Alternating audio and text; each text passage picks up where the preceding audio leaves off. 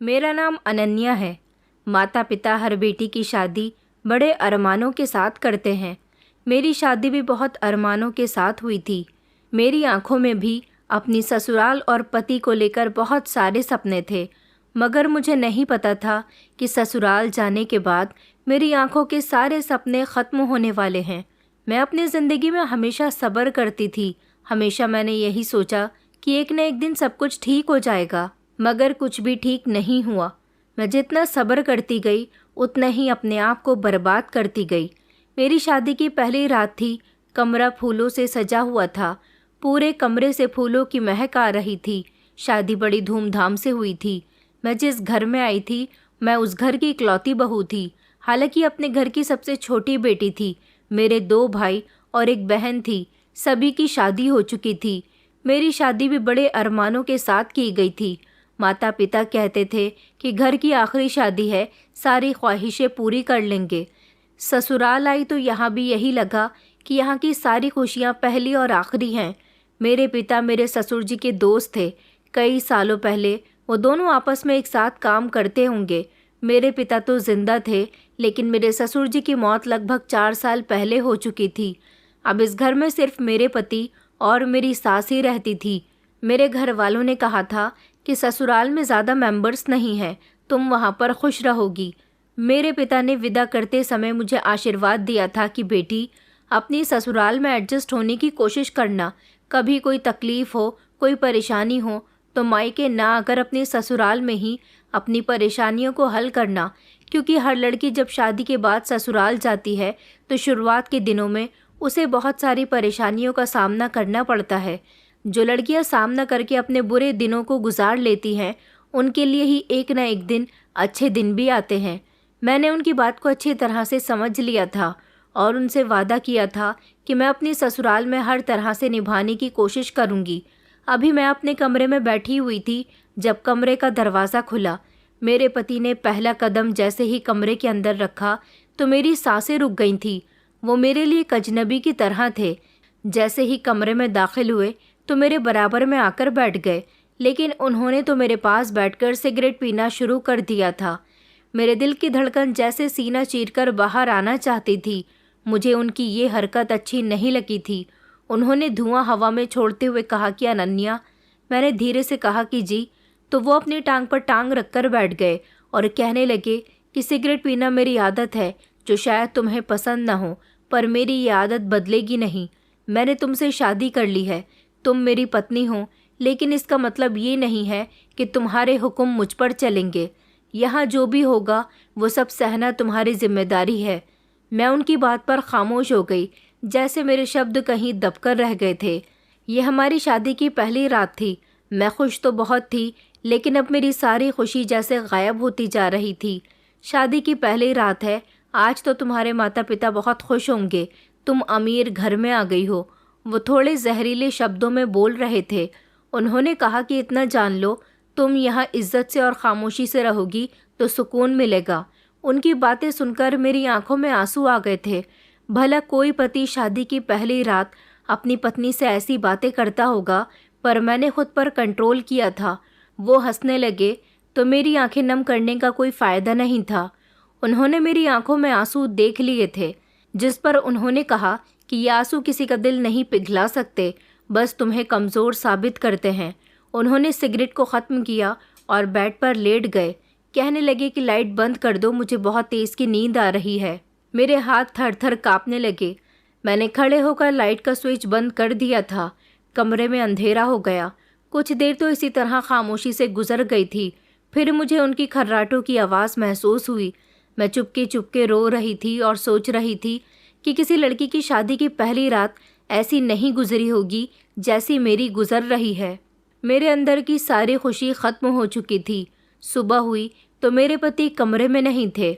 मैं उठी, आईने में अपना चेहरा देखा, जिसे देखकर लग ही नहीं रहा था कि मैं नई नवेली दुल्हन हूँ। रो रो कर मेरी आंखें सूज चुकी थीं। तभी दरवाजे पर किसी के आने की आहट हुई। मैंने पीछे पलटकर देखा तो मेरी सास कमरे के अंदर दाखिल हो रही थी। हल्के गुलाबी कलर की साड़ी, मोटा शरीर और माथे पर लंबी सी बिंदी लगाए। कहने लगी कि उठ गई महारानी, चलो अब नीचे आओ, सब तुम्हारा नाश्ते पर इंतज़ार कर रहे हैं।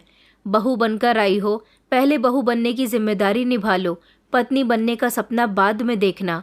मैंने सर हिलाया, कुछ बोली नहीं, लेकिन मुझे यकीन हो गया था कि मेरी सास भी मुझे अपना रूप दिखा चुकी हैं। मैं नीचे गई तो सब लोग नाश्ता कर रहे थे, किसी ने भी मुझे ध्यान से नहीं देखा।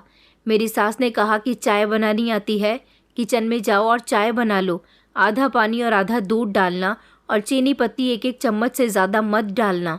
मैंने खामोशी से सब सुन लिया। किचन में जाकर खामोशी से उनके बताए हुए तरीके से चाय बनाने लगी। चाय बनाते समय चूल्हे के साथ साथ मेरी उम्मीदें भी जल रही थीं। नाश्ते के बाद सब उठकर चले गए थे, मेहमान जो हमारे घर में रुके हुए थे, और मैं अकेली बैठी रह गई। थोड़ी देर के बाद मेरे पति घर के दरवाजे पर आ गए और मेरे बराबर में आकर बैठ गए। कहने लगे कि मुझे भी चाय पीनी है। मैंने कहा कि मैं अभी बनाकर लाती हूँ। मैं उठने ही वाली थी, उन्होंने मेरा हाथ पकड़ लिया और कहा कि यहाँ के उसूलों के मुताबिक तुम्हें रहना होगा। मेरी माँ के सामने कभी ज़ुबान मत चलाना और मुझे धूम्रपान छोड़ने की एडवाइस देने की गलती तो कभी भी मत करना, समझी? मैं खामोशी से किचन में आकर चाय बनाने लगी। दिन इसी तरह से गुजरते जा रहे थे। मैं कुछ बोलती नहीं थी तो सास मुझे ताने दिया करती थी, और कुछ कह देती तो उन्हें मेरे शब्द बुरे लगते थे। रात होती तो मेरे पति नशे में घर आया करते थे और मुझसे बात किए बिना ही सो जाते थे। मैं बिस्तर के किनारे पर सहम कर लेट जाती। दिल में एक ही प्रार्थना किया करती थी कि ऊपर वाला मुझे यहाँ रहने की हिम्मत दे। अगली सुबह हुई तो मेरी ज़िंदगी में कोई भी रोशनी नहीं थी, यहाँ तक कि सुहागरात की रात भी बेकार जा चुकी थी। आज फिर से मेरे पति सवेरे उठ गए थे। न कुछ कहा न कोई काम, और खामोशी से वो घर से बाहर निकल गए थे। उनके जाने के बाद मेरी सास कमरे के अंदर आई। उनके हाथ में चाय का कप था और चेहरा गुस्से से भरा हुआ था। उठ गई महारानी, तो अब जल्दी से काम पर लग जाओ। ये हमारा घर है, कोई होटल नहीं जो सारे काम नौकर करेंगे। यहाँ तुम्हें राज करने की इजाज़त नहीं दी जाएगी। मैं चुपचाप बिस्तर से उठ गई थी। कुछ समय के बाद मेरी सास को कहीं जाना था। उनके हाथ में थैला और एक चाबी थी। उन्होंने कहा कि देखो, फ्रिज की चाबी मेरे पास है, फ्रिज में ताला लगा हुआ है, तुम्हें जो भी चाहिए मुझसे लेना होगा। मेरी इजाज़त के बिना कभी फ्रिज का दरवाज़ा भी मत खोलना, समझ आई? मैंने धीरे से कहा कि जी माँ जी, ठीक है। वो दरवाज़ा खोलकर किचन के अंदर गई और गिनी चुनी सब्ज़ी लेकर आई। 2 आलू, 1 टमाटर और 1 प्याज लेकर आई थी। कहने लगी कि बस इसी सब्ज़ी में शाम का खाना बना लेना। आलू टमाटर की सब्ज़ी बना लो, और हाँ, तेल मिर्च का बहुत कम इस्तेमाल करना। हमारे यहाँ कम तेल और कम मिर्च खाया जाता है। याद रखना कि खाने में स्वाद होना चाहिए। मैंने कहा कि माँ जी, 2 आलू, वो भी छोटे छोटे, और ये टमाटर आधा तो सड़ा हुआ है, इसमें कैसे इतना खाना बन जाएगा कि हम सब लोग खा लेंगे? तो उन्होंने कहा कि अरे ऐसे कैसे नहीं बनेगा, हम 3 लोग ही तो हैं, मैं ज़्यादा नहीं खाती, और तुम भी यहाँ सोच समझकर खाना शुरू कर दो, क्योंकि ये हमारा घर है, तुम्हारे बाप का घर नहीं है जहाँ तुम्हें बहुत बहुत सारा खाने को दिया जाएगा। ये घर मेरे पति की पेंशन से चलता है। तुम्हारी हैसियत इस घर में सिर्फ एक नौकरानी से बढ़कर नहीं है। इतना कहकर मेरी सास मुझे सब्जी थमाकर चली गई थी और मैं रोती रही थी।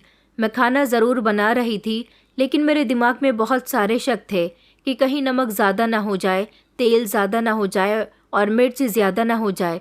खाना तो मैंने जैसे तैसे तैयार कर लिया था। रात को जब सब खाने बैठे और मेरी सास ने खाना टेस्ट किया तो उन्होंने कहा कि ठीक है, लेकिन नमक थोड़ा कम है, अगली बार ध्यान रखना। मेरी जान में जान आ गई थी कि उनको कम से कम मेरे हाथ का बना खाना पसंद आ गया था। मेरी सास कहती थी कि ये घर मेरा है और इसे मैं संभालती हूँ, तुम्हें जो कुछ भी खर्चा चाहिए मुझसे लेना होगा। मेरे पति भी अपनी सैलरी उनको ही लाकर दिया करते थे। हालांकि उनकी आधी से ज़्यादा सैलरी तो उनकी सिगरेटों में खर्च हो जाती थी। घर का हिसाब मुझे समझ नहीं आया था। यहाँ बड़ी सोच समझकर सारे काम करने पड़ते थे। एक दिन तो मेरी सास ने कहा कि कभी अपने पति की कमाई पर हक मत जताना, वो वैसे भी वो मुझे थोड़े से ही पैसे देता है, यहाँ खर्च बहुत हिसाब से करना होगा। तुम्हारे पति के पास कुछ नहीं रहता, उसके सारे पैसे तो मैं ले लेती हूँ, मुझे भी घर के सारे खर्चे उठाने होते हैं। मैंने कहा कि अगर मेरा कभी कोई खर्च हुआ, कभी मेरी तबीयत ख़राब हो गई या फिर मुझे कोई ज़रूरी काम पड़ गया तो फिर मुझे पैसे कौन देगा? उन्होंने हंसकर कहा कि तुम्हारे खर्च कहाँ से आ गए, पहले अपने पति को तो संभालो, अपनी तबीयत की फ़िक्र करना बंद करो और हाँ, ख़रीदारी के ख्वाब तो छोड़ ही देना। तुम्हारे पिता का माल नहीं है यहाँ पर। मेरी सास का कहा एक एक शब्द मेरे दिल को चुभ रहा था, लेकिन मैंने आंखों को बंद कर लिया था। मैंने उनसे कुछ भी नहीं कहा। मैं हमेशा उदास उदास से रहती थी। इस घर में मुझे कुछ भी अच्छा नहीं लगता था। यहाँ खुशहाली नहीं थी। एक दिन मैंने अपने पति से कहा कि घर में कपड़े धोने का वॉशिंग पाउडर ख़त्म हो गया, लेते आना। तो उन्होंने कहा कि मेरे पास पैसे नहीं है, जो भी मंगवाना है माँ जी से मंगवाना। मैंने कहा लेकिन कपड़े धोने के लिए तो वॉशिंग पाउडर ज़रूरी होता है। इतना कहकर मैं खामोश हो गई, मगर उन्होंने मुझे वॉशिंग पाउडर लाकर नहीं दिया। वो दरवाज़ा बंद करके घर से चले गए थे और घर में सिर्फ सन्नाटा रह गया था। शाम को आए तो हर बार की तरह नशे में थे और नशे की हालत में लड़ते रहते थे और मैं अकेले बैठकर रोती रहती थी। कई दिन हो चुके थे। घर का बहुत सारा ऐसा सामान था जो ख़त्म हो गया था। शाम को जब मेरे पति समीर काम से वापस आए तो मैंने हिम्मत करके धीरे से उन्हें आवाज़ दी और कहा कि मुझे आपसे कुछ बात करनी थी, अगर आप सुन सके तो प्लीज़। उन्होंने शर्ट दूर फेंक दी और ख़ुद बिस्तर पर लेट गए और कहने लगे कि हाँ जल्दी बोलो, दिमाग वैसे ही ख़राब है, फिजूल की बातें करने का मेरे पास टाइम नहीं है। मैंने ख़ुद को संभाला और कहा कि घर में घी, तेल, साबुन, वॉशिंग पाउडर और मिर्च मसाले, ज़्यादातर सारा ही सामान ख़त्म हो चुका है। माँ जी तो मुझे कुछ लाकर ही नहीं दे रही। आप मुझे थोड़े से पैसे दे दीजिए, सारा सामान मैं ले आऊँगी। वो मेरी बात पर एक ही झटके में उठकर बैठ गए और कहने लगे, अरे यार, तुम्हें हर बार कुछ न कुछ चाहिए होता है। मैं खामोश हो गई। मैंने कहा मुझे तो बस ज़रूरी सामान चाहिए, इसलिए मैंने आपसे कहा है कि ये सारा सामान ज़रूरत का है। उन्होंने कहा ज़रूरत? तुम्हारी तो ज़रूरत ही पूरी नहीं होती। एक हफ्ते पहले भी तुमने कुछ मांगा था और अब फिर। मैंने कहा कि मैंने आपसे डिटर्जेंट पाउडर के लिए कहा था, आपने वो भी मुझे लाकर नहीं दिया था। उन्होंने कहा तो क्या हुआ, तुम्हारे बाप ने इतने पैसे रख दिए थे कि जो तुम कहोगी बार बार तुम्हें लाकर दिया जाएगा। तुम्हारे पिता ने तुम्हें पालकर हम पर कोई एहसान नहीं किया।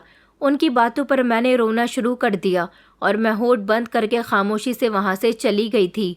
फिर आइंदा मैंने उनसे कभी किसी चीज़ के लिए नहीं कहा। इस घर में एडजस्ट करना मेरे लिए दिन ब दिन बहुत मुश्किल होता जा रहा था। अगले दिन मैंने खुद को किचन में पाया था। मैं काम तो कर रही थी, लेकिन बार बार सामान कम पड़ रहा था। कभी कोई सामान नहीं था तो कभी कोई सामान नहीं था। यहाँ तक कि अब तो बर्तन धोने के लिए साबुन भी ख़त्म हो गया था। मैंने अपनी सास से कहा कि माँ जी, बर्तन धोने का साबुन ख़त्म हो गया। खाली पानी से और हाथों से रगड़ रगड़ कर बर्तनों को साफ़ करना पड़ रहा है, जिसमें मेरे हाथ भी ज़ख्मी हो गए। उन्होंने मुझे ऊपर से नीचे तक देखा, फिर ज़ोर ज़ोर से हंसने लगी। ओहो, नाजुक हो तुम तो, कहाँ की महारानी हो? क्या जो तुम्हारे हाथ ज़ख्मी हो रहे हैं? हमारे ज़माने में तो औरतें राख से बर्तन धोया करती थीं और तुम्हें अपने हाथों की फ़िक्र हो रही है। मैंने कहा माँ जी, घर की ऐसी बहुत सारी चीज़ें हैं जो ख़त्म हो गई हैं। मैंने आपसे सिर्फ इसलिए कहा। तब उन्होंने चिल्लाकर कहा कि अरे इस घर में सबको अपनी तकलीफ़ नज़र आती है, दूसरों का बोझ नहीं। और सुनो, ये घर तुम्हारे बाप का नहीं है जो तुम्हें यहाँ सामान की कमी नज़र आ रही है। यहाँ पर तुम्हें हर एक चीज़ मेरी इजाज़त से मिलेगी और अगर घर का सामान इतना ही इस्तेमाल करना जानती हो तो अपने पिता की दुकान से मंगवा लिया करो। मैं अपनी सास की बात खामोशी से सुनती रही। मैं उनसे कुछ कह भी तो नहीं सकती थी। उसी दिन शाम को जब मेरे पति आंगन में बैठे थे, तब मैं उनके पास चुपके से गई। उनको अपने हाथों के ज़ख्म दिखाते हुए कहने लगी कि देखिए मेरे हाथों का क्या हाल हो गया। कई दिनों से कपड़े भी मैले पड़े हुए हैं, खाना भी रूखा सूखा बनाना पड़ रहा है। अगर आप अपनी माँ से बात करेंगे तो शायद वो घर का राशन भरवा देंगी। उन्होंने कहा कि तुम्हारी बातें सुन सुनकर मेरा दिमाग ख़राब हो गया। तुमने आखिर मुझे क्या समझ रखा है कि मैं अपनी माँ से तुम्हारी सिफारिश करूँ? चलो जाओ यहाँ से। मैं तुम्हारा कोई एटीएम नहीं हूँ जो जब तुमने चाहा मुझसे पैसे मांग लिए। वो चिल्लाते हुए वहाँ से चले गए थे। मैं वहाँ बैठकर रोती रही, बिल्कुल खामोश और बेचैन आँखों से। मैंने अपने हाथों पर बर्फ़ का पानी लगा लिया था तो उन पर मुझे जलन महसूस होने लगी। इस घर में मेरी तकलीफ़ कोई देखने वाला नहीं था। मेरे कपड़े, मेरी पसंद, मेरी सोच से किसी को कोई मतलब नहीं था। सब कुछ जैसे किसी और की मुट्ठी में था। यहाँ हर दिन एक जैसा होता था, मगर हर दिन थोड़ा और भारी, थोड़ा और जहरीला बनता जा रहा था। सुबह सुबह सास की चीख मुझे परेशान कर दिया करती थी। वो छोटी छोटी बातों पर मुझे डांटती थी। उनके शब्दों में जहर घुला हुआ होता था। अगर मैं 3 दिन में कपड़े बदल लिया करती थी तो वो चिल्लाया करती थी। कहती थी कि तुम्हारे कपड़े गंदे तो नहीं, इतनी जल्दी क्यों बदल रही हो। फिर कहती हो कि डिटर्जेंट चाहिए। ये घर मेरे पति की पेंशन के पैसों से चलता है, ना कि तुम्हारे बाप के पैसों से। मेरे कमरे में सिर्फ एक पुरानी सी अलमारी थी जिसमें सिर्फ 5 जोड़ी कपड़े थे, जिसमें से 4 जोड़ी तो मेरे मायके के थे। मैं बार बार धो धोकर उन्हीं को पहनती रहती थी। इतने पर भी मेरी सास कहती थी कि नए नए कपड़े तो ऐसे पहनती हो जैसे कहीं की महारानी हो। ध्यान रखो, यहाँ सजने संवरने का काम नहीं है। उस दिन जब मेरे पति घर के अंदर दाखिल हुए तो मैंने उनसे कहा कि बड़ी जल्दी आ गए हो। शायद उनका जवाब देने का मूड नहीं था। उन्होंने सिर्फ एक जवाब दिया, ऐसे ही, बस अपनी खुशी से आ गया हूँ। मैंने फिर भी प्यार से कहा, मैं आपके लिए पानी लेकर आती हूँ। मैं जब उनके लिए पानी लेकर आई तो वो कुछ देर मोबाइल देखते रहे और फिर कहने लगे कि आज माँ बता रही थी कि तुमने खाने में तेल ज़्यादा कर दिया था। उनके समझाने पर भी मैंने चौंक कर उनकी तरफ देखा। मैंने कहा, मैंने तो बहुत कम तेल डाला था, जितना आपकी माँ जी ने कहा था। उन्होंने कहा कि क्यों नहीं कह देती कि तुमसे गलती हो गई है। अगर मेरी माँ कह रही है कि तुमने तेल ज़्यादा डाला था तो तुमसे गलती हुई है, तुमने डाला ही होगा। तुम्हारे हाथ फ्री का माल जो लग गया है। पता नहीं इस घर को क्या समझने लगी हो। यहाँ अकल से काम लेना सीखो। यहाँ तुम्हारे बाप के घर की तरह सब कुछ फ्री में नहीं आता। मैं खामोश हो गई। सच में मेरे अंदर आवाज़ नहीं थी, बस एक दुख था जो दिन ब दिन अब बढ़ता ही चला जा रहा था। मैं बस रोती रहती थी और अपने मायके के गुजरे हुए दिनों को याद किया करती थी कि मैं वहाँ कितनी खुश रहती थी। फिर दिन इसी तरह से गुजरते गए। मैं बहुत खामोश खामोश सी रहती थी। पता नहीं कैसे एक दिन मेरे पति ने मेरे साथ काफ़ी देर तक बात की थी और कहा कि अनन्या, तुम बहुत खामोश खामोश सी रहती हो, ऐसा लगता है कि तुम्हारी तबीयत ठीक नहीं है। मैंने कहा कि आपके घर में मुझे बोलने की इजाज़त नहीं है। आज आपने पूछा है तो बता रही हूँ, वरना मुझे तो इतनी भी इजाज़त नहीं कि मैं आपसे ठीक से बात कर सकूँ। उसने मुझे घूर कर देखा। मैंने कहा, आपने ही मुझे बोलने की इजाज़त नहीं दी। एक रात जब मैंने फ्रिज खोला तो मेरी सास ने देख लिया था। उन्होंने कहा कि मैंने तुम्हें कहा था ना कि मेरी इजाज़त के बिना तुम्हें फ्रिज खोलने की भी ज़रूरत नहीं है। मैंने कहा कि जी, बस ठंडा पानी दे रही थी। उन्होंने कहा कि ये फ्रिज मेहमानों के लिए है, इसमें जो पानी है मेहमान आएंगे तो उन्हें पिलाया जाएगा। आज तो पी रही हो, आइंदा मत पीना। मैं कमरे में आ गई थी। मैंने खुद को आईने में देखा। मैं वो अनन्या थी जो शादी के दिन खुद को बहुत खुशनसीब समझ रही थी। आज एक कैदी की तरह नजर आती थी। मेरी आंखों में न सपने थे, न दिल में इमोशंस थे, न कोई चाहत थी। बस मैं एक कैदी थी और यहाँ एक तरह की सज़ा काट रही थी। यहाँ मेरे दिन और रातें दूसरों की मर्जी से गुजर रहे थे। जैसे जैसे दिन गुजरते जा रहे थे मेरे शरीर में कुछ बदलाव हो रहे थे। कमज़ोरी, चक्कर, भूख ना लगना। सास ने ताना दिया कि ये सब कुछ काम न करने के बहाने हैं, मगर मैं तो घर के काम फिर भी कर रही थी। मैं अगर अपनी थोड़ी सी भी तकलीफ़ जाहिर करती तो मेरी सास चिढ़ जाती थी और कहती कि हम तो अपने ज़माने में कभी कमज़ोरीपन दिखाया ही नहीं करते थे। मैं खामोश रहती। अब उनसे क्या बात करती कि मुझे खुद भी नहीं पता था आखिर मेरे अंदर हो क्या रहा है। एक दिन मेरी बहुत ज़्यादा तबीयत ख़राब हो गई, जहाँ किसी को तो मेरी तकलीफ़ का अंदाज़ा नहीं था और ना ही मेरे पास इतने पैसे होते थे कि मैं खुद डॉक्टर के चली जाऊं। फिर मैं एक दिन अपनी सास की गैर मौजूदगी में पड़ोस की सविता भाभी के साथ डॉक्टर के चली गई थी। मेरे पास पैसे तो नहीं थे, लेकिन मेरी नाक की एक लौंग थी जिसे मैंने सविता भाभी को दे दिया और कहा कि इसे आप अपने पास रख लीजिए और प्लीज़ मुझे डॉक्टर के पास लेकर चलिए। मेरे पास डॉक्टर के यहाँ जाने के लिए भी पैसे नहीं हैं। मैं चाहती हूँ कि आप इसे अपने पास रखकर मेरा ट्रीटमेंट करवा दें, क्योंकि मेरी तबीयत बहुत ज़्यादा ख़राब हो गई। अब मैं आगे बर्दाश्त नहीं कर सकती। वो मुझे अपने साथ डॉक्टर के लेकर चली गई। मैंने डॉक्टर को जब अपनी परेशानी के बारे में बताया तो वो धीमे से मुस्कुराने लगी और कहने लगी कि बधाई हो आपको, आप माँ बनने वाली हो। ये सुनकर तो जैसे मेरी खुशी के ठिकाने नहीं रहे थे। इतने दिनों के बाद मेरी आंखों में खुशी के आंसू आ गए थे, लेकिन वो आंसू बहुत जल्द ही डर में बदल गए थे। घर आकर मैं काफ़ी देर तक बैठी रही क्योंकि मैं अपनी सास और पति को बिना बताए डॉक्टर के यहाँ गई थी। पहले तो मैं ये सोच रही थी कि मैं किस मुंह से इन लोगों से बात करूं, दूसरा कि किस तरह से इस खबर को बताऊं। फिर मैंने हिम्मत की और अपने पति के घर आने का इंतज़ार किया। जैसे ही वो घर आए तो मैंने उनसे कहा कि आज मैं डॉक्टर के पास गई थी। उन्होंने कहा कि क्यों, क्या बात थी, सब ठीक तो है ना? मैंने कहा कि जी सब ठीक है, लेकिन मैं माँ बनने वाली हूँ। पहले तो मेरे पति चुप रहे, फिर कहने लगे कि तुमने इस बारे में माँ जी को बताया? मैंने कहा अभी तो नहीं बताया।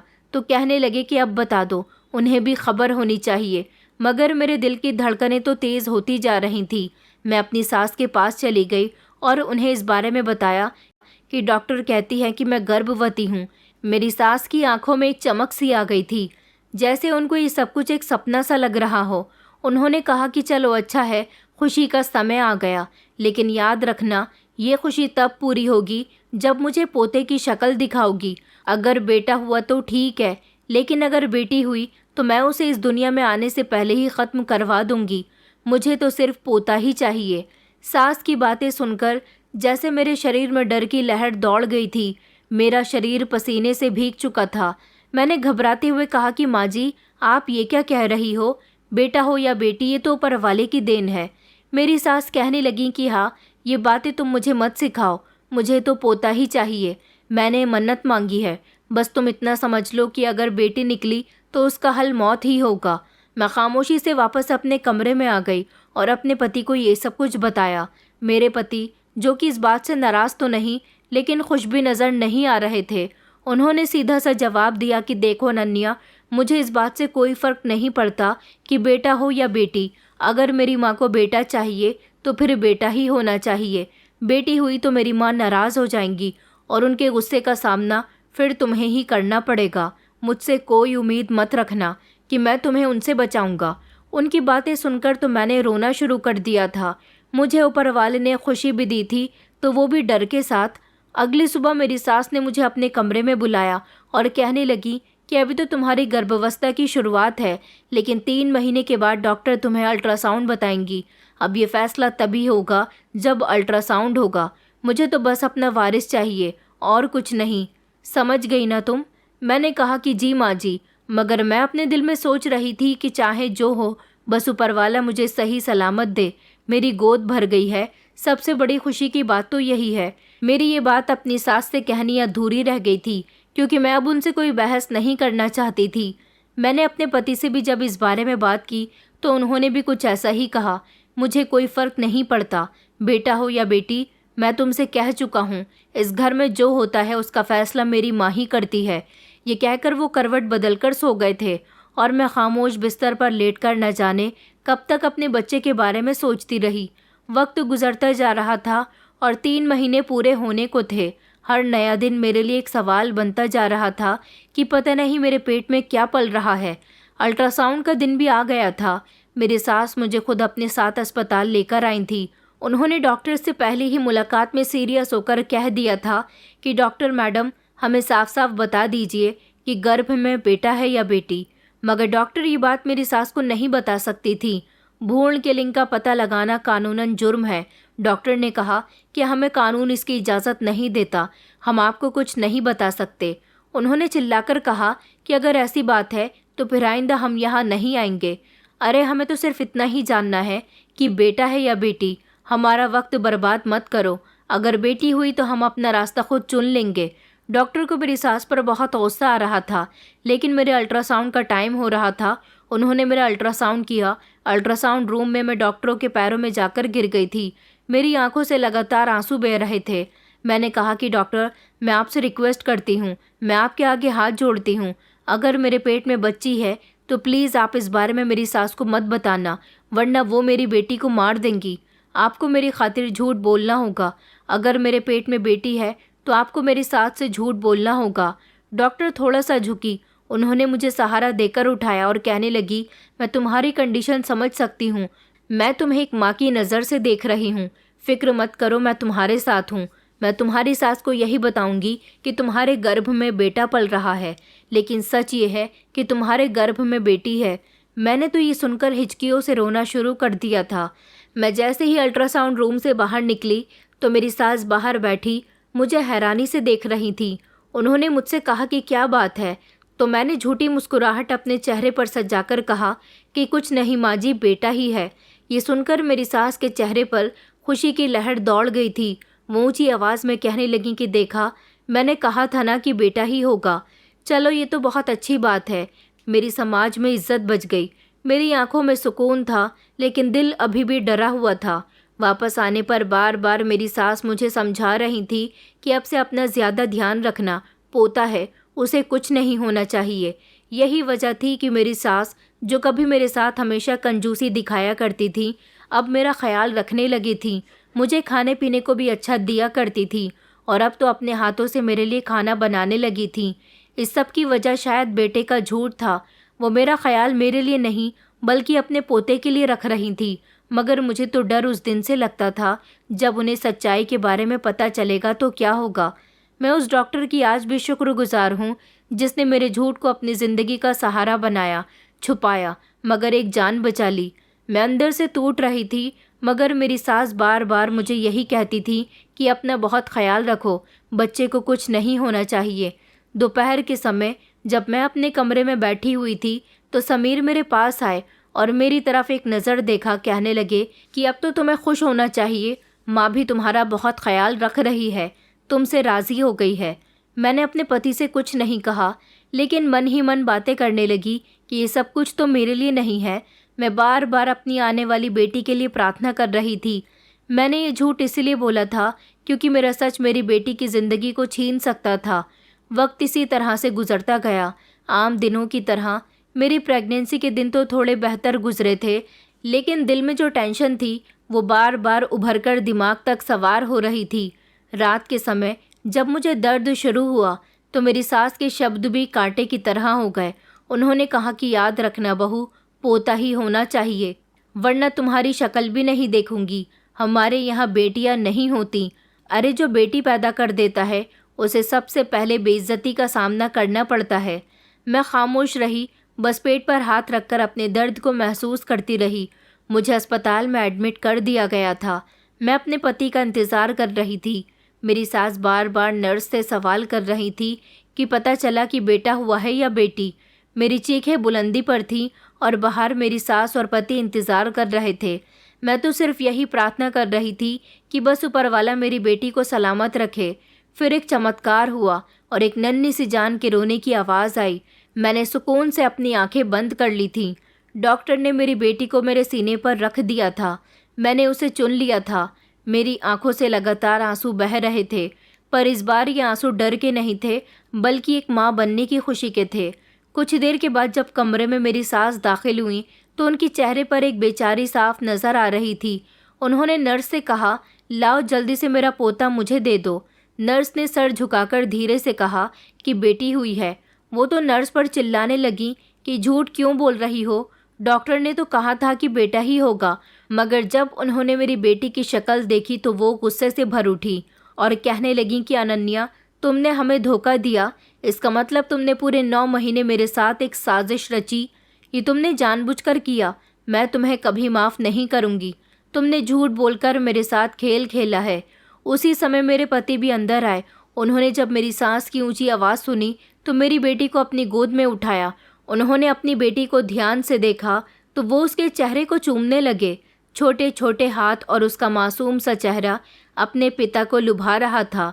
उनके दिल में अपनी बेटी को देखकर उसकी मासूमियत से मोहब्बत हो गई थी। उन्होंने अपनी माँ को शांत करवाया और उनसे कहने लगे कि माँ, आखिर किस बात का शोर मचाया हुआ है। बेटी हो या बेटा, ऊपर वाले ने जो भी दिया है हमें उसे खुशी खुशी स्वीकार करना चाहिए। और देखो ना, मेरी बेटी मुझे देखकर कितना मुस्कुरा रही है, कितनी सुंदर है ये। अब जो भी हुआ उसे हमें स्वीकार कर लेना चाहिए। आपके शोर मचाने से ये बेटी बेटे में तो नहीं बदल जाएगी ना। मेरी सास को अपने बेटे से ऐसी उम्मीद नहीं थी। उन्हें लगता था कि बेटी की शक्ल देखकर तो उन्हें भी गुस्सा आ जाएगा, लेकिन मेरे पति को अपनी बेटी बहुत प्यारी लगी थी। आज शायद उन्हें अपनी बेटी को देखकर एहसास हो गया था कि अपनी औलाद से प्रेम कैसे किया जाता है। वो अपनी बेटी का चेहरा देखकर बहुत खुश थे। उन्होंने खुशी खुशी उसे मेरी गोद में दे दिया। अब मेरी सास साफ समझ चुकी थी कि उनका बेटा भी अब उनके खिलाफ हो गया, लेकिन अपने पति के दिल में बेटी के लिए मोहब्बत देखकर मैं बहुत खुश हुई थी। उन्होंने अपनी माँ को यही समझाया कि अब जो हो गया सो हो गया, शोर मचाने का कोई फ़ायदा नहीं है। मेरी सास ने कहा, तो फिर अब तुम भी अपनी पत्नी की तरफदारी करोगे? मेरे पति ने कहा कि नहीं माँ, ऐसा कुछ भी नहीं है, मैं सिर्फ थक गया हूँ रोज़ रोज़ की बहस से। मेरी सास ने अपने बेटे से तो कुछ नहीं कहा, लेकिन मेरे करीब आकर कहने लगी कि तुमने मेरा सपना मेरी आंखों से छीन लिया, तुम्हें ये सौदा बहुत महंगा पड़ेगा। मैंने अपनी सास के सामने ही अपनी बेटी को अपने सीने से लगा लिया। उस दिन मैंने सीखा था कि जन्म देना सिर्फ शरीर का रिएक्शन नहीं होता, बल्कि दिल की परीक्षा भी होती है। जब मैं अस्पताल से डिस्चार्ज होकर घर पहुंची तो मेरी सास ने दरवाजे पर मेरा स्वागत भी नहीं किया, बल्कि उन्होंने तो घर के अंदर दाखिल होते ही कहा, ये कहाँ रहेगी, ये जहाँ भी रहे, लेकिन इसे मेरी नज़र से दूर रखना। मेरी सास ने फिर से शोर मचाना शुरू कर दिया था। मेरे पति ने बेटी को गोद में लिया और कमरे में चले गए। कमरे में जाकर कुछ देर हम बैठे, फिर उसके बाद मेरे पति ने मेरी तरफ देखकर कहा कि तुमने आखिर झूठ क्यों बोला और डॉक्टर से भी झूठ बुलवाया? मैंने कहा कि हाँ, मैंने ऐसा किया क्योंकि ये करना मेरे लिए बहुत ज़रूरी था। अगर मैं तुम्हारी माँ को सच बता देती तो आज ही बच्ची ज़िंदा नहीं होती, आपकी माँ इसे ख़त्म करवा देती। मैंने कहा कि मैं जानती हूँ कि मैंने झूठ बोला, लेकिन मैंने ये झूठ भी अपनी बेटी को ज़िंदा बचाने के लिए बोला था। मेरे पति खामोश रहे, कुछ नहीं बोले और बेटी के चेहरे की तरफ ध्यान से देखने लगे। रात को जब सब सो गए तो मैं अपनी बेटी को सीने से लगाकर बैठी रही, अपनी बेटी को इसी तरह गोद में लिए। मुझे कई रातें बीत चुकी थी, मुझे अब नींद नहीं आती थी। मेरी बेटी खुशी अब 1 महीने की हो चुकी थी। उसके छोटे छोटे हाथ और मासूम सा चेहरा था और हर बार जब वो मुझे देखती थी तो मुझे बहुत अच्छा लगता था, लेकिन अब वो बार बार रोया करती थी। क्यों रोया करती थी ये तो मैं नहीं जानती थी। शायद उसे भूख लगती थी और मेरे दूध से उसका पेट नहीं भरता था, इसीलिए मैंने फैसला किया कि मैं उसे डब्बे का दूध पिलाया करूँगी, जिससे उसका पेट भी भर जाया करेगा। मैंने एक दिन अपनी सास से डब्बे के दूध के लिए पैसे मांगे तो उन्होंने कहा कि इसे घर का दूध पिलाओ, हमारे ज़माने में तो बच्चे यही पिया करते थे। मैंने कहा कि सारे बच्चे? तो उन्होंने कहा कि हाँ, सारे बच्चे। मैंने कहा लेकिन उसे घर का दूध रास नहीं आ रहा, उसे पीते ही फ़ौरन वो उल्टी कर देती है, शायद उसके पेट में भी दर्द होता है और वो रोती रहती है। डॉक्टर ने भी मुझे कुछ ऐसा ही बताया था। मेरी सास कहने लगी कि तुम्हारी बेटी के लिए मेरे पास फालतू का पैसा नहीं है, अगर पोता होता तो मैं उस पर काफ़ी सारा पैसा खर्च कर देती, लेकिन तुमने तो झूठ मुझसे बोला और डॉक्टर से भी बुलवाया, उसके लिए मैं तुम्हें कभी माफ़ नहीं करूँगी। अपनी बेटी का ख्याल खुद रखो और हाँ, मुझसे उसके लिए कभी कोई उम्मीद मत रखना, तुम्हारी बेटी मेरे लिए एक बोझ है। मैंने कहा कि माँ जी, मैं आपके आगे हाथ जोड़ती हूँ, मैं रोज़ रोज़ आपसे पैसे नहीं मांगूंगी, बस एक डब्बे के लिए पैसे मांग रही हूँ। उन्होंने कहा कि बस बस, दिन ब दिन तुम्हारी ज़ुबान बहुत लंबी होती जा रही है। याद रखो मैं भी ज़िंदा हूँ और मेरे होते हुए तुम अपने फ़ैसले नहीं चला सकती। अगर कुछ चाहिए तो अपने माता पिता के घर से मंगवा लो। मैंने उनकी बात पर अपनी नज़रें झुका ली थीं। दिल तो चाहा कि उनसे कुछ कहूँ, लेकिन मैं अब की बार भी खामोश रही। उस रात मेरी बेटी बहुत रोई थी और मैं उसे गोद में लेकर इधर से उधर टहलती रही। मैं उसके पेट पर हाथ रखती तो लगता जैसे अंदर आग जल रही है। उसके पेट में बहुत तकलीफ़ थी। मैं अपने पति के पास गई, उनसे कहा कि खुशी को घर का दूध हज़म नहीं हो रहा, अगर आप मुझे थोड़े से पैसे दे दो तो मैं बाहर से दूध का डब्बा ले आऊँगी। उन्होंने मेरी तरफ देखे बिना कहा कि मेरे पास पैसे नहीं है, मुझसे क्यों मांग रही हो, जाकर माँ से बात करो। मैंने कहा उन्होंने तो साफ साफ मना कर दिया, कहा है कि पोता होता तो देती, अब मैं क्या करूं? मेरे पति ने कहा कि करना ही क्या है, जैसा माँ कहती हैं वैसा ही करो, और इस घर में वैसे भी वही होता है जो माँ कहती हैं। मुझसे कुछ मत कहो, मैं कुछ नहीं कर सकता। मैंने अपने पति से तेज़ आवाज़ में कहा कि समीर, ये आपकी बेटी भी है, सिर्फ मेरी नहीं है। उन्होंने कहा कि मुझे इस मामले में मत डालो। मैंने कहा ना कि जाकर माँ से बात करो। इतना कहकर वो वहाँ से चले गए। लेकिन मेरी बेटी का रोना तो बंद ही नहीं हो रहा था। उसकी तकलीफ़ मुझे अच्छी तरह से महसूस हो रही थी। उसकी हालत लगातार बिगड़ती जा रही थी। आंखें लाल हो चुकी थीं और शरीर जैसे बिल्कुल ढीला पड़ गया था। मैं अपनी सास के कमरे में गई। मैंने उनके कमरे का दरवाज़ा खटखटाया और कहा कि माँ जी, प्लीज़ मुझे पैसे दे दीजिए, मुझे दूध लेकर आना है। खुशी खामोशी नहीं हो रही। उसकी हालत बिगड़ती जा रही है। अंदर से आवाज़ आई कि तुम्हारी हिम्मत कैसे हुई रात के इस समय मुझे जगाने की? क्या हो गया उस मनहूस को? अरे रो रही है तो रोने दो, मैं क्या करूं? तुम्हारी बेटी है, तुम ही संभालो उसे। मेरी सास गुस्से से चिल्ला रही थी, मगर जब मैंने बार बार दरवाज़ा खटखटाया तो उन्होंने झुंझलाकर दरवाज़ा खोल दिया और कहने लगी कि क्या बदतमीज़ी है, हद ही कर दी है तुमने तो। मैंने उनके आगे हाथ जोड़े और कहा कि माँ जी प्लीज़ इस बच्ची पर रहम करिए, ये मासूम है, मुझे थोड़े से पैसे दे दीजिए, मैं आपका एहसान सारी ज़िंदगी नहीं भूलूंगी। उन्होंने कहा कि कभी भी नहीं, मुझे इस पर कोई एहसान नहीं करना, ये मेरे लिए मनहूस है। हाँ अगर बेटा होता तो मैं क्या कुछ नहीं करती। अब जाओ और मेरा वक्त बर्बाद मत करो, मुझे सोने दो। इतना कहकर उन्होंने मेरे मुंह पर ही ज़ोर से दरवाज़ा बंद कर दिया था और मैं अपनी बेटी को गोद में लेकर वहीं खड़ी रह गई थी। वो सारी रात रोती रही थी। अगली सुबह मैंने हिम्मत की और अपने पति से दोबारा बात की। अगर पैसे नहीं दे सकते तो कम से कम खुद ही मुझे दूध लाकर दे दो, मैं तुम्हारी माँ के आगे अब हाथ नहीं फैला सकती। उन्होंने साफ मना कर दिया है और इधर खुशी की तबीयत बिगड़ती जा रही है। उन्होंने कड़वे शब्दों में कहा कि तुम मुझे क्यों मजबूर कर रही हो कि मैं माँ से छुपकर कुछ करूं। मैंने कहा कि क्यों, ये आपकी बेटी नहीं है और अगर आपको छुपकर कुछ भी करना पड़े तो अपनी बेटी के लिए कीजिए, ये उसकी ज़िंदगी का सवाल है। मेरे पति ने मेरी बात को इग्नोर करने की कोशिश की और कहने लगे कि अपनी बात अपने आप ही संभालो, मुझे नहीं पड़ना इसमें। अब मेरे लिए जैसे सारे रास्ते बंद हो चुके थे। उसी रात खुशी को हल्का हल्का सा बुखार भी हो गया था। उसकी आंखें बड़ी और शरीर ठंडा होने लगा था। उसे डॉक्टर के पास ले जाने की भी ज़रूरत थी, लेकिन मेरे पास पैसे नहीं थे। मैं समझ नहीं पा रही थी कि मैं क्या करूं। मेरे पति शाम के समय जब घर से बाहर निकले थे तो वापस ही नहीं आए थे।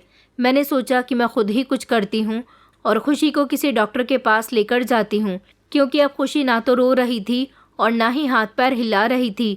अब उसकी तबीयत हद से ज़्यादा बिगड़ गई थी। रात होने को आ गई थी, लेकिन समीर अभी तक घर नहीं आए थे। मैं बहुत परेशान हो रही थी। मैंने अपने पति को कई बार फ़ोन भी किया, मगर उन्होंने फ़ोन नहीं उठाया। मैं बार बार उन्हें फ़ोन कर रही थी, घंटी जा रही थी, मगर दूसरी तरफ से कोई कॉल रिसीव नहीं कर रहा था। मैं चाहती थी कि मेरा पति बेटी को डॉक्टर के यहाँ लेकर चला जाए, मगर इस घर में हमेशा वही नहीं हुआ जैसा मैं चाहती हूँ। मेरी सास तो अपने खाने पीने में बिजी थी, उन्होंने मेरी बेटी की कोई मदद नहीं की। मैं अकेली ही अपनी बेटी के लिए परेशान होती रही। 2 घंटे गुजर गए थे, उसका शरीर कोई हरकत नहीं कर रहा था। मैं बुरी तरह से डर गई, इसलिए अब मैं अकेली ही बेटी को गोद में लेकर घर से निकल गई थी। सोचा कि डॉक्टर के पास चली जाऊंगी, जो होगा देखा जाएगा। लेकिन रास्ते में भी मैं बार बार अपने पति को फ़ोन कर रही थी कि वो जहाँ भी हों वापस आ जाएं और बेटे की हालत देख लें, लेकिन अभी भी वही हालात थे। उन्होंने फ़ोन नहीं उठाया और मैं मजबूरन अकेले ही अस्पताल चली गई थी। वहाँ जाने के बाद मैंने फ़ौरन ही डॉक्टर से अपनी बेटी का चेकअप करवाया। डॉक्टर ने जैसे ही खुशी का शरीर छूकर देखा तो अचानक उनका चेहरा उदास हो गया, ऐसा जैसा उनका चेहरा पीला पड़ गया था। उन्होंने मेरी तरफ देखा और कहने लगे कि बच्ची में तो कुछ भी नहीं है, ये तो कब की मर गई। ये शब्द सुनकर तो जैसे मेरे शरीर की जान निकल गई थी। मैंने कहा कि नहीं नहीं डॉक्टर, ऐसा नहीं हो सकता। मेरी बेटी थोड़े समय पहले तक तो रो रही थी, आप इसे दवाइयाँ लगाकर देखिए, ये फिर से रोने लगेगी। डॉक्टर ने कहा कि मैडम मैं सच कह रहा हूँ, आपकी बेटी इस दुनिया से जा चुकी है, उसमें अब कुछ भी नहीं है। अपने आप को संभालने की कोशिश कीजिए, आपने इसे यहाँ लाने में बहुत देर कर दी। मैंने अपनी बेटी को गोद में लिया, मैं ज़ोर से चिल्लाई, खुशी मेरी बेटी, नहीं ऐसा नहीं हो सकता, ये नहीं मर सकती। मैं उसे लेकर वहीं ज़मीन में बैठकर फूट फूट कर रोने लगी थी। काफ़ी देर तक मैं वहाँ बेबस औरत की तरह बैठी रही, रोती रही। अस्पताल में आने जाने वाले लोग मुझे देख रहे थे, मुझ पर तरस खा रहे थे, लेकिन अब कोई फ़ायदा नहीं था। अब बहुत देर हो चुकी थी, मेरे जिगर का टुकड़ा मुझे छोड़कर जा चुकी थी। फिर मैं उसके मरे हुए शरीर को धीमे धीमे कदमों से चलते हुए घर तक ले आई थी। जब मैंने घर का दरवाज़ा बजाया और दरवाज़ा मेरी सास ने खोला तो मेरी उजड़ी हुई हालत देखकर कहने लगी, क्या हो गया है। मैंने उन्हें कोई जवाब नहीं दिया, बस मैं अपनी बेटी को लेकर घर के अंदर आ गई। आंगन में रखी हुई चारपाई पर उसे लिटा दिया। मेरी सास उसे गौर गौर से देखने लगी, कहने लगी कि अरे क्या हुआ है, ये मर गई है क्या? तब मैंने कहा कि हाँ, ये मर गई है। ये सुनते ही जैसे उनके चेहरे पर सुकून आ गया था।